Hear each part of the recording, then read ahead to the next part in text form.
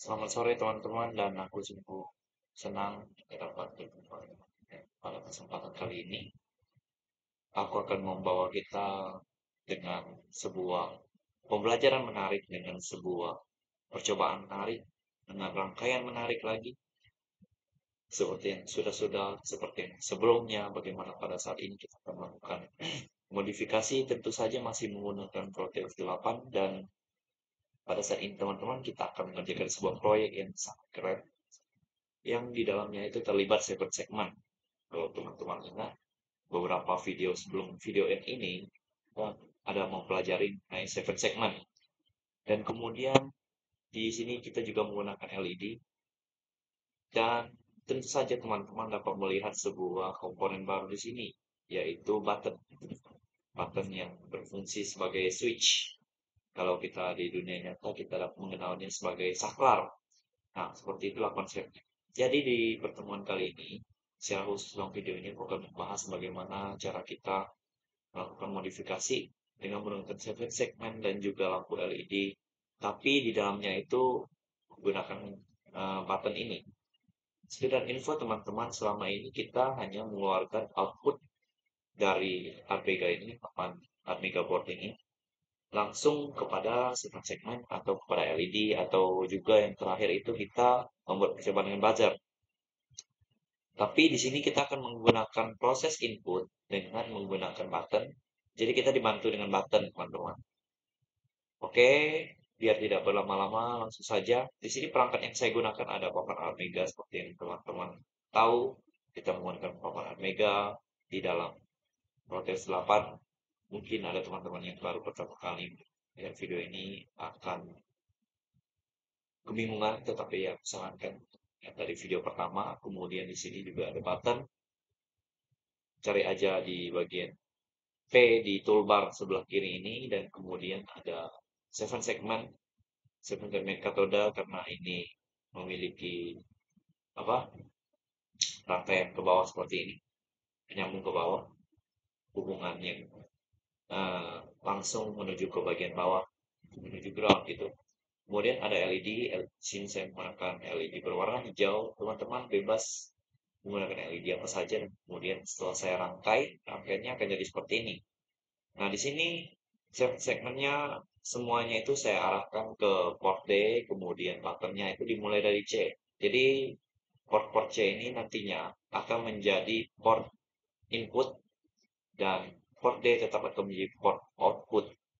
Nah, di sini teman-teman seperti teman ketahui, dalam prinsip listrik sederhana itu sebuah perangkat dapat dinyalakan apabila terdapat dua sumber arus berbeda, yaitu plus dan minus. Demikian juga di sini. Jadi, ketika proses input dan outputnya itu adalah dua hal yang berbeda, jadi ada input, ada output, maka keduanya itu akan membuat perangkat tersebut jadi dapat nyala.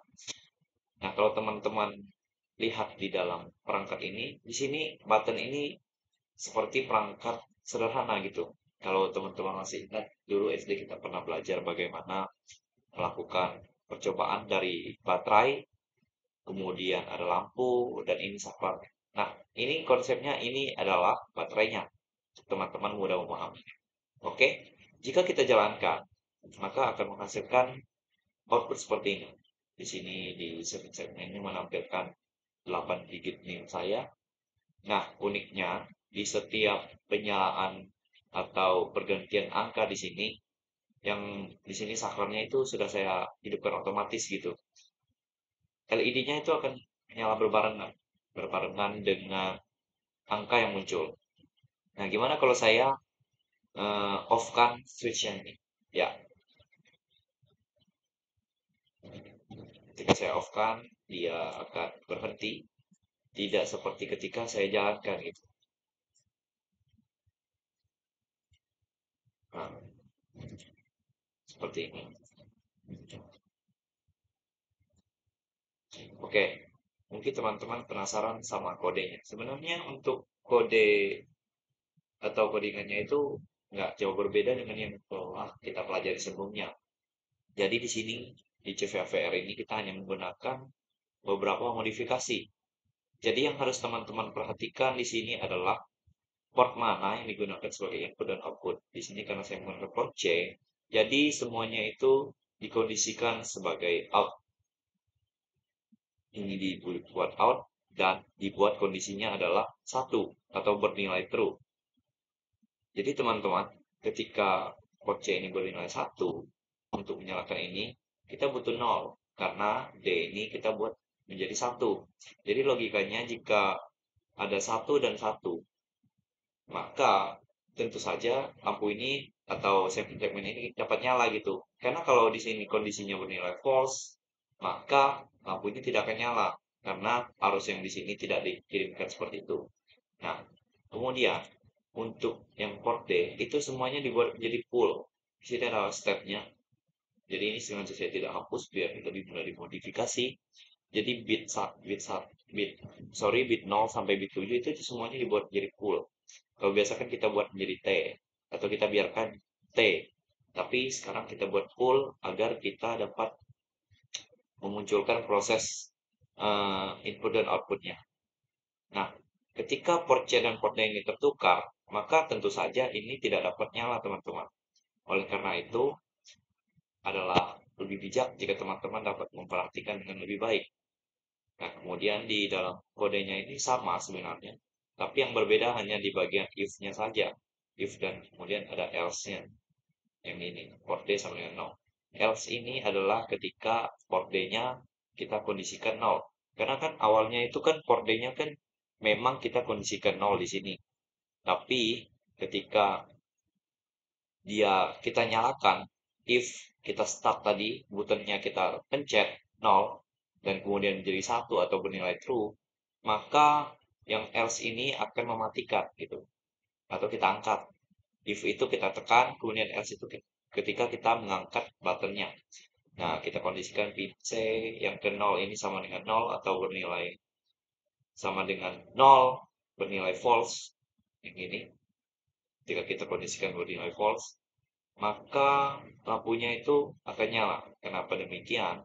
Karena di sini ketika dia bernilai false, dia itu diputus aliran gitu.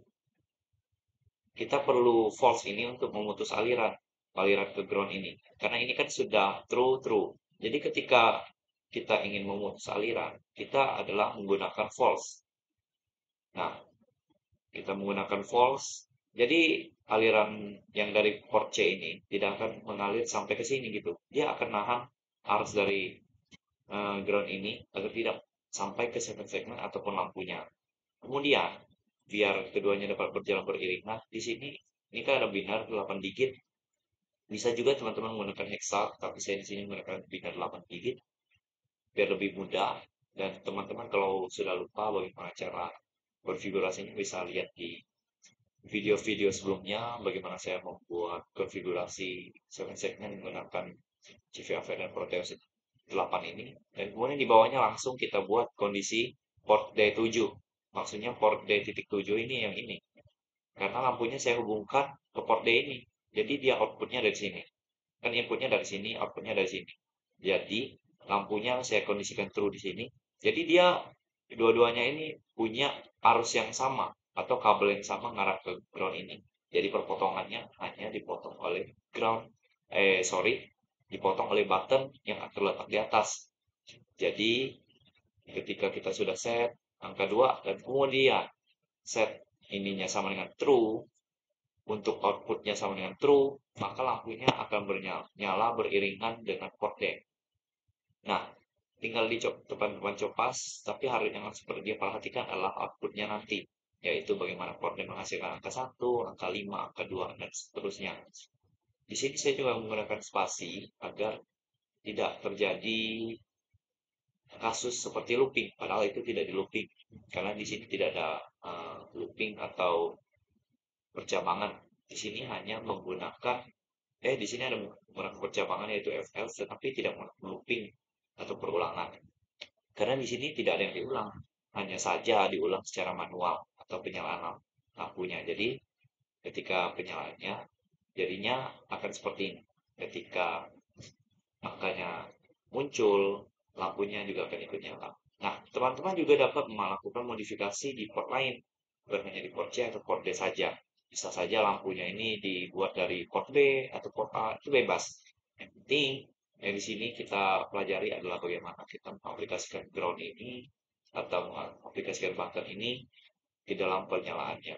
Dan kemudian kalau teman-teman mau menambahkan buzzer seperti yang telah kita pelajari di sini juga, jadi ketika ini nyala, lampunya juga nyala, buzzernya juga akan ikut nyala. Seperti itu teman-teman, konsep sederhana. Semoga pelajaran kali ini membantu kita semua. Biarlah ini dapat jadi pengetahuan baru bagi teman-teman. Dan sampai ketemu di video selanjutnya. Salam sehat.